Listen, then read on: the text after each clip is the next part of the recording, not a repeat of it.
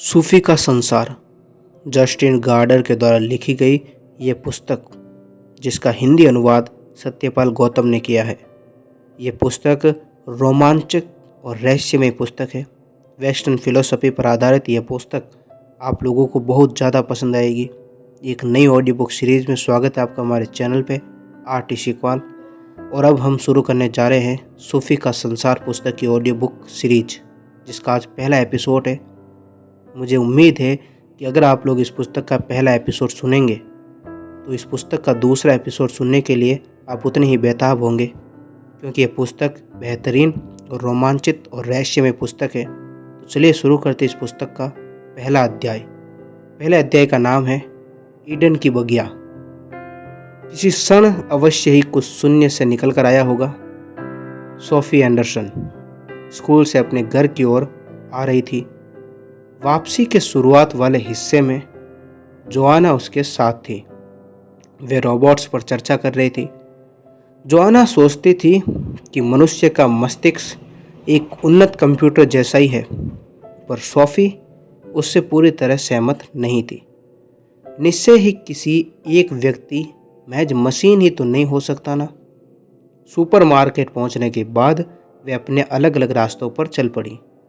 Sophie एक पसर रहे उपनगर के बाहरी हिस्से में रहती थी और वहाँ से स्कूल की दूरी जोआना की तुलना में दुगुनी थी।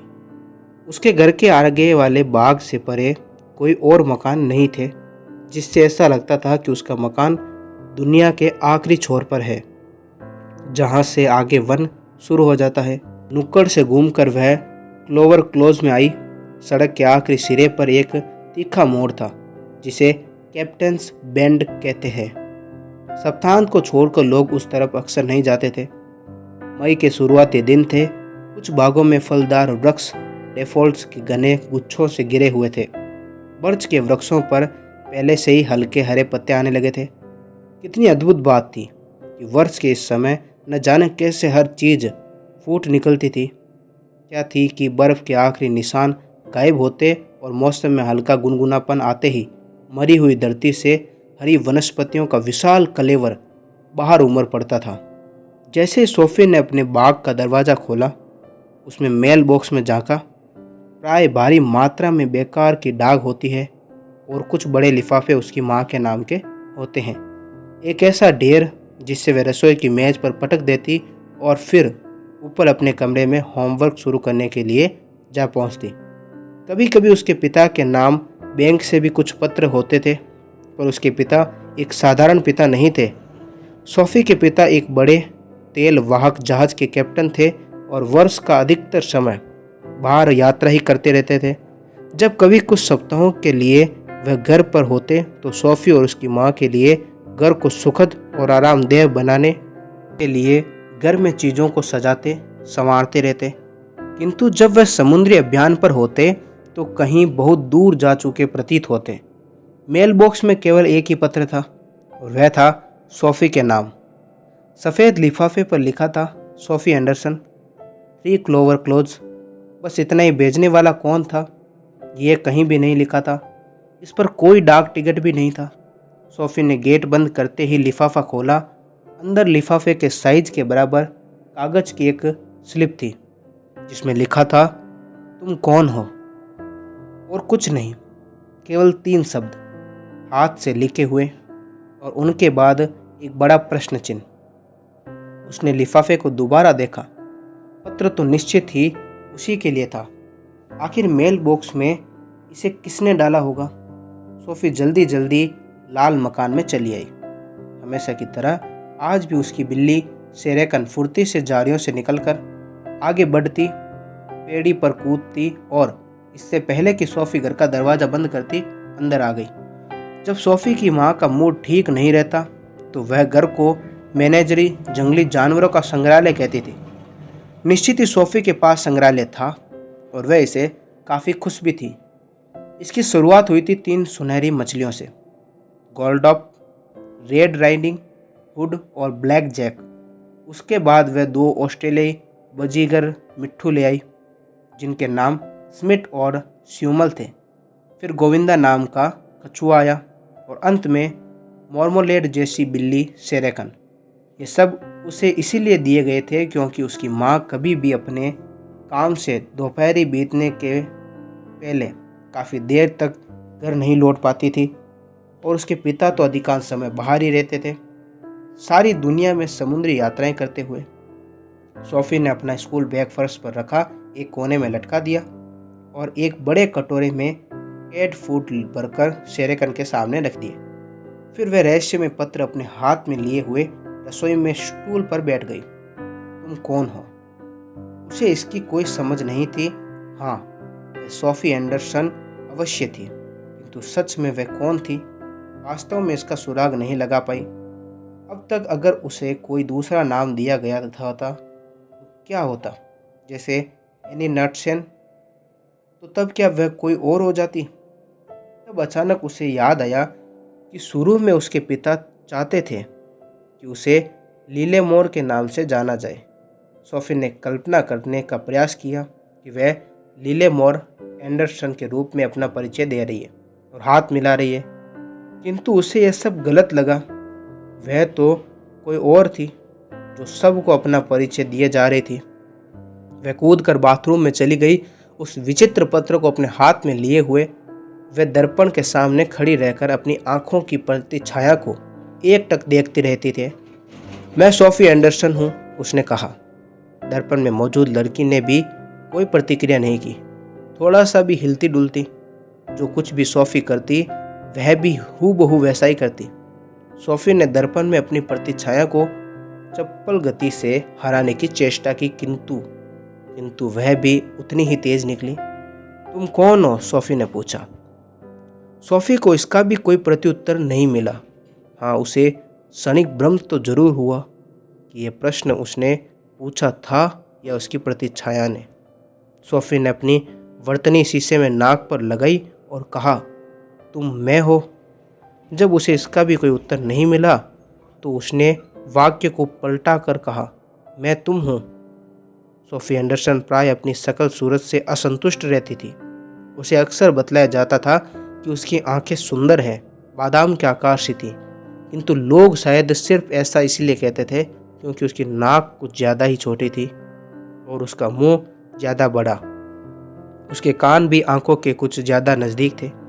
सबसे खराब थे उसके सीधे लटकते बाल, जिनके साथ कुछ भी करना असंभव था। कभी कभी उसके पिता उसके बालों को सहलाते और उसे क्लॉड डेबुसी के एक संगीत रचना की तरह अलसी जैसे बालों वाली लड़की कहते। पिताजी के लिए तो यह ठीक था क्योंकि उन्हें ऐसे सीधे सपाट केसों के साथ जीने की कोई मजबूरी नहीं थी।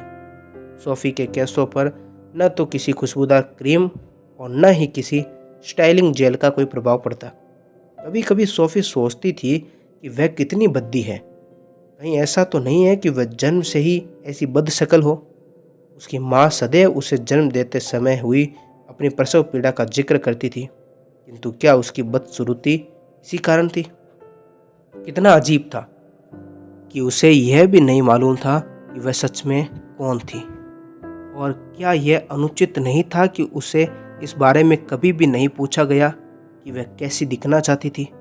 उसकी छवि तो बस उस पर मढ़ दी गई थी। वह अपने मित्रों को तो चुन सकती थी, किंतु यह निश्चित था कि उसने स्वयं को खुद नहीं चुना था। उसने तो यह भी नहीं चुना था कि वह एक मानुषी बनेगी। मनुष्य होना क्या है? सोफी ने एक बार फिर से शीशे में खड़ी लड़की पर निगाहें डाली। मैं सोचती हूँ अब ऊपर जाकर जीव विज्ञान का होमवर्क करूँगी, उसने लगभग समायाचना के भाव से कहा। और बाहर हॉल में आई तो फिर सोचने लगी, नहीं, इससे तो बेहतर होगा कि मैं बाग में जाऊं। किटकिटी किटकिटी किटकिटी। सोफी ने बिल्ली को भगाकर दरवाजे की पेड़ियों पर निकाल दिया और बाहर का दरवाज़ा बंद कर दिया। अब सोफी बाहर बजरी वाले रास्ते पर उस रहस्यमय पत्र को हाथ में लिए हुए खड़ी थी। एक बड़ा ही विचित्र भाव उसके शरीर में दौड़ गया था।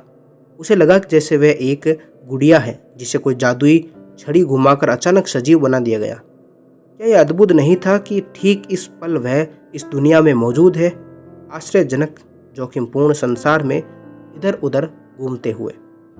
सेरेकन कंकरीले रास्ते को हल्के से फुदक मारकर पार कर गई और लाल कराट की घनी झाड़ियों में जा छुपी। सफ़ेद मूंछों जैसी बालों से लेकर हिलती पूंछ तक प्राणवान ऊर्जा से भरी हुई एक चंपल छरहरी बिल्ली यहाँ बाग में थी, पर उसके मन में सोफी के जैसे विचार नहीं थे।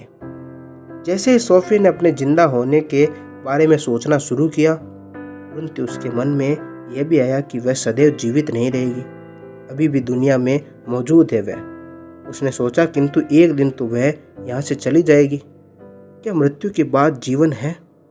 यह एक अन्य प्रश्न था जिसके विषय में बिल्ली अपनी अनभिज्ञता से प्रसन्न थी। सोफी की दादी माँ का देहांत हुए कोई ज़्यादा समय नहीं हुआ था। 6 महीने से अधिक समय तक सोफी उन्हें हर रोज़ याद करती थी। कितना अनुचित है कि जीवन को समाप्त होना ही पड़ता है। सोफी कंकरीले रास्ते पर सोचती हुई खड़ी थी। अपने जीवित होने को लेकर उसके और भी जोर से सोचने की चेष्टा की ताकि भूल सके कि वह सदैव जीवित नहीं रहेगी, किंतु यह असंभव था। जैसे ही वह अपने जीवित होने के एहसास पर ध्यान एकाग्र करती, उसी क्षण अपने मरने की बात भी दिमाग में आ जाती। दूसरी तरफ से वह सोचने की कोशिश करती, पर फिर भी वैसा ही हुआ। एक दिन वह मर जाएगी, इस बारे में तीव्रता से सोचने पर ही वह अभी अपने जीवित होने की अद्भुत सुंदरता और अच्छाई का भरपूर आनंद महसूस कर सकती थी। यह अनुचित एक सिक्के के 2 पहलू जैसी थी, जिसे वह बराबर उलट पुलट रही थी, और जैसे ही सिक्के का एक पहलू बड़ा और ज़्यादा साफ होता, वैसे ही दूसरा पहलू भी उतना ही बड़ा और साफ नजर आने लगता। उसे लगा कि जीवित होने का अनुभव आप यह महसूस किए बिना नहीं कर सकते कि आप मरना है, आपको मरना ही पड़ेगा। यह महसूस करना ही आपके मर जाना है तब तक नामुमकिन है, जब तक आप यह न सोचें कि जीवित होना कितना अद्भुत है, इतना अविश्वसनीय रूप से विस्मयकारी है। सोफी को याद आया कि दादी माँ उस दिन कुछ ऐसा ही कह रही थी डॉक्टर से, जब डॉक्टर ने उन्हें बताया कि वह बीमार है। मैंने आज से पहले यह कभी महसूस नहीं किया था कि जीवन कितना अद्भुत है, दादी ने कहा। कैसी विडंबना है ये समझने के लिए कि जीवित रहना कैसा सुंदर उपहार है। लोगों को बीमार होना पड़ता है या फिर उन्हें अपने मेल बॉक्स में एक रहस्यमय पत्र को प्राप्त करना होता है। शायद उसे जाकर देखना चाहिए कि कोई और पत्र तो नहीं आए। सोफी जल्दी जल्दी गेट के पास गई और हरे रंग के मेल बॉक्स में झांका। ये देखकर वह चौंक गई कि उसमें एक सफ़ेद लिफाफा था, बिल्कुल पहले जैसा। किंतु जब उसने पहला लिफाफा निकाला था तब तो मेल बॉक्स बिल्कुल खाली हो गया था। इस लिफाफे में भी उसका नाम लिखा था। उसने इसे फाड़कर खोल लिया और अंदर से एक कागज़ निकाला। यह भी बिल्कुल पहले वाले साइज का ही था। दुनिया कहाँ से आई, इस कागज़ पर लिखा था। मुझे नहीं मालूम, सोफी ने सोचा। सच तो यह है कि इस बारे में कोई भी कुछ नहीं जानता। फिर भी उसे लगा कि यह प्रश्न उचित ही था। उसने अपने जीवन में पहली बार अनुभव किया कि कम से कम ये पूछे बिना कि दुनिया कहाँ से आई, दुनिया में रहना उपयुक्त नहीं है। इन रहस्यमय पत्रों से सोफी का दिमाग चकराने लगा। उसने फैसला किया कि वह अपनी मांद में जाकर बैठेगी। मांद सोफी के छिपने की सबसे अधिक गुप्त जगह थी। जब वह बहुत गुस्से में होती या बहुत दुखी होती या फिर अत्यंत प्रसन्न होती थी तो वह वहां जाकर इसी जगह छिप जाती थी। आज तो वह पूरी तरह दिग्भ्रमित थी। लाल मकान के चारों ओर बहुत बड़ा बाग था। उसमें बहुत सी फूलों की क्यारियां, फलों की झाड़ियां, विभिन्न प्रकार के फलों के वृक्ष, एक लंबा चौड़ा लॉन था जिसमें एक झूला और एक समर हाउस था जिसे दादाजी ने दादी माँ के लिए बनवाया था। ये उन दिनों की बात है जब उनकी पहली बच्ची जन्म के कुछ सप्ताह के अंदर ही चल बसी थी। उस बच्ची का नाम मेरी था। उसकी कब्र के पत्थर पर यह शब्द लिखे थे, छोटी मेरी हमारे पास आई, हमारा अभिवादन किया और फिर चली गई। बाग के कोने में रस भरी की झाड़ियों के पीछे एक घना जुरमुट था जहाँ न फूल लगते थे और न ही बेरियां। वास्तव में यह वह एक पुरानी बाड़ थी जो किसी समय बाग की बाउंड्री के रूप में लगाई गई थी, पर क्योंकि इसे पिछले 20 वर्षों से काटा छाटा नहीं रह गया था, यह बढ़ती इतनी घनी हो गई कि उलझ गई और कुछ भी इसके आर पार नहीं जा सकता था। दादी माँ कहा करती थी कि पिछले युद्ध के दौरान इसी झाड़ी के कारण लोमड़ियों के लिए चूजे उठा ले जाना बेहद कठिन हो गया था, जबकि वे बाग में खुले घूमते थे। सोफी को छोड़कर बाकी सब के लिए ये झाड़ी उतनी ही बेकार थी जितना बाग के दूसरे छोर पर खरगोश का बाड़ा। किंतु ऐसा इसीलिए था कि कोई भी सोफी का गोपनीय भेद जानता ही नहीं था। सोफी को झाड़ियों में बने छोटे से छेद की बहुत पहले से जानकारी थी। वे रेंगती हुई छेद के पार निकली और झाड़ियों के बीच बनी एक बड़ी खोकर में जा पहुंची। ये जगह एक छोटी मांदा जैसी थी। वे निश्चिंत थी कि यहाँ उसे कोई भी नहीं ढूंढ सकेगा। दोनों लिफाफे को हाथ में थामे सोफी बाग में दौड़ती गई। फिर हाथों और पाँवों के बल घुटनियों चलती हुई वह झाड़ियों में घुस गई। इस गुप्त मांद में इतनी जगह थी कि सोफी उसमें सीधी खड़ी हो सकती थी, किंतु आज वह टेढ़ी मेढ़ी जड़ों के एक ढेर पर बैठ गई। वह बैठकर वह पत्तों और टहनियों के बीच बने छोटे छोटे छिद्रों से बाहर देख सकती थी। हालांकि कोई भी छेद किसी छोटे सिक्के से बड़ा नहीं था, फिर भी वह सारे बाग पर नज़र अच्छी तरीके से रख सकती थी। जब वह छोटी थी तो उसे वहाँ पेड़ों के बीच उसे ढूंढते फिरते से माता पिता को देखने में बड़ा मजा आता था। उसके लिए यह एक खेल था। सोफी सदा ये सोचती थी कि यह बाग एक अलग ही दुनिया है। जब भी वह बाइबल में ईडन की बगिया की बात सुनती तो उसे लगता कि यह गुप्त स्थान भी वैसा ही है जहाँ बैठकर वह छोटे से स्वर्ग का सर्वेक्षण कर रही है। दुनिया का निर्माण कैसे हुआ, इस बारे में कुछ भी नहीं जानती थी। सोफी को इतना मालूम था कि धरती अंतरिक्ष में एक छोटा सा ग्रह है, लेकिन अंतरिक्ष कहाँ से आया? ऐसा संभव था कि अंतरिक्ष सदा के लिए तो रहा ही होगा। इस सूरत में उसे यह पता लगाने की ज़रूरत नहीं थी कि यह कहाँ से आया, पर क्या कोई चीज़ हमेशा से होती है और हमेशा से बनी रह सकती है? उसके मन की गहराइयों में इस विचार के विरोध का भी कोई आधार था। निश्चित ही दुनिया में मौजूद हर चीज़ का आरंभ कभी न कभी तो हुआ ही होगा। इसीलिए अंतरिक्ष भी संभवतः किसी समय किसी दूसरी चीज़ से बनाया गया होगा। किंतु यदि अंतरिक्ष किसी दूसरी चीज़ से बना हो तो वह दूसरी चीज़ भी किसी अन्य चीज़ से बनी होगी। सोफी ने महसूस किया कि वह मूल समस्या तो सिर्फ टालती जा रही थी। किसी बिंदु पर कोई भी चीज़ शून्य से बनी होनी चाहिए। क्या यह बात संभव या फिर असंभव की तरह विचार नहीं है कि संसार का अस्तित्व तो सदा से रहा है बिना किसी प्रारंभ के? उन्होंने स्कूल में सीखा था कि ईश्वर ने दुनिया बनाई है। सोफी ने स्वयं को सांत्वना देने का प्रयास किया कि संभवतः यही इस समस्या का सबसे बढ़िया समाधान है। किंतु उसने फिर से सोचना शुरू किया कि वह यह तो स्वीकार कर सकती है कि ईश्वर ने अंतरिक्ष बनाया, किंतु फिर ईश्वर कहाँ से आया? क्या उसने स्वयं को शून्य से बनाया था? एक बार फिर उसके मन की गहराइयों में कुछ था जो इस विचार का विरोध कर सकता था। माना कि ईश्वर सब प्रकार की चीज़ें बना सकता था, किंतु वह स्वयं को तब तक नहीं बना सकता था जब तक उसके पास बनाने के लिए स्व न हो। तो बस एक संभावना शेष बची रह जाती है। ईश्वर का अस्तित्व तो सदा रहा है, ईश्वर स्वयंभू है, किंतु इस संभावना को तो वह पहले ही अस्वीकार कर चुकी थी। हर चीज का तो अस्तित्ववान है, एक आरंभ तो होना ही चाहिए। उफ, कैसी उलझन है। उसने दोनों लिफाफे फिर खोल डाले। लिफाफा नंबर 1, तुम कौन हो, और दूसरा, दुनिया कहाँ से आई। नाहक परेशान करने वाले सवाल और हाँ, ये पत्र कहाँ से आया, ये बात भी लगभग उतनी ही रहस्यमय थी। वह कौन है जिसने सोफी के जीवन को झंझोड़ कर रख दिया था और अचानक ही उसके विश्व की सबसे गूढ़ पहलुओं के सामने ला खड़ा किया था। सोफी तीसरी बार फिर अपने मेल बॉक्स के पास गई। कुछ क्षणिक पहले ही डाकिया आज की डाक डाल गया था। सोफी ने इसमें से बेकार चिट्ठियों का बड़ा सा ढेर बाहर निकाला, जिसमें कुछ पत्र पत्रिकाएं थी और कुछ एक पत्र उसकी माँ के लिए थे। एक पोस्ट कार्ड था, उष्णकटिबंधीय समुद्री तट का चित्र बना था। इस पर उसने कार्ड को उल्टा किया। इस पर नॉर्वे की डाक लिखी हुई थी और इस डाक चिन्ह भी था, यूएनए बटालियन। क्या इसे पापा ने भेजा था?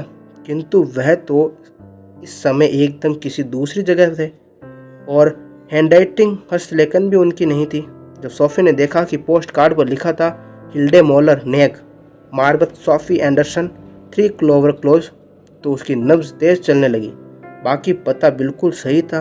कार्ड पर लिखा था, प्रिय हिल्डे, 15वें जन्मदिन की हार्दिक शुभकामनाएं। मुझे भरोसा है कि तुम ये समझ जाओगे कि तुम्हें ऐसा उपहार देना चाहता हूँ जो तुम्हारे बड़े होने में मदद करेगा। इस कार्ड को सोफी की मार्बत भेजने के लिए क्षमा चाहता हूँ। यह सबसे आसान तरीका था। पिता की ओर से प्यार। सोफ़ी दौड़ती हुई वापस मकान में पहुंची और रसोई में चली गई। उसके दिमाग में गहन उथल पुथल हो रही थी। ये हिल्डे कौन थी जिसका 15वां जन्मदिन उसके अपने जन्मदिन से 1 महीने पहले पड़ रहा था? सोफ़ी ने टेलीफोन डायरी निकाली। मॉलर नाम के बहुत सारे व्यक्ति थे और कई नेग नाम से भी थे, किंतु पूरी डायरी में मॉलर नेग के नाम से कोई नहीं था। उसने रहस्यमय कार्ड को दोबारा ध्यान से देखा। कार्ड तो सही लगता था, इस पर टिकट भी लगा था और डाक खाने की मोहर भी थी। आखिर कोई पिता अपनी बेटी के जन्मदिन की बधाई का कार्ड सोफ़ी के पते पर क्यों भेजेगा, जबकि कार्ड किसी दूसरे पते पर जाना चाहिए था? किसी तरह एक पिता जानबूझकर उसके जन्मदिन का कार्ड दूसरी जगह भेजकर अपनी बेटी को धोखा देना चाहेगा। यह सबसे आसान तरीका कैसे हो सकता है? और सबसे बड़ी बात तो यह थी कि वह हिल्डे नाम की लड़की का पता कैसे लगाएगी। सोफ़ी के सामने चिंता करने के लिए अब एक और समस्या खड़ी हो गई थी। उसने अपने गड़बड़ विचारों को व्यवस्थित करने की कोशिश की। आज तीसरे पहर 2 घंटों की छोटी समय अवधि में उसके सामने 3 बड़ी उलझनें परोस दी गई थी। पहली समस्या थी वे 2 लिफाफे जो उसके मेल बॉक्स में किसने रखे थे। दूसरी पहली वे कठिन प्रश्न थे जो उन लिफाफों में रखे कागजों में लिखे थे। और तीसरी परेशानी थी ये हिल्डे मॉलर नेग कौन थी और उसका जन्मदिन बधाई का कार्ड सोफ़ी नार्वो से क्यों भेज दिया गया था। उसे विश्वास था कि ये तीनों समस्याएं किसी न किसी रूप में आपस में जुड़ी होगी। ऐसा होना ही चाहिए क्योंकि आज तक तो वह पक्की तरह से एक साधारण जीवन जीती आ रही थी। इस तरह सोफ़ी का संसार का पहला अध्याय समाप्त होता है। दूसरा अध्याय जिसका नाम है जादुई टोपी, हम कल शुरू करेंगे एक नए एपिसोड में। मिलेंगे आप लोगों से फिर, तब तक आप लोग अपना ख्याल रखें। और यदि आप लोगों को ये ऑडियो बुक सीरीज़ पसंद आए तो इस वीडियो को लाइक करें, साथ ही चैनल को सब्सक्राइब करके बेल आइकन ऑन करें। मिलेंगे नए वीडियो में, तब तक आप लोग अपना ख्याल रखें।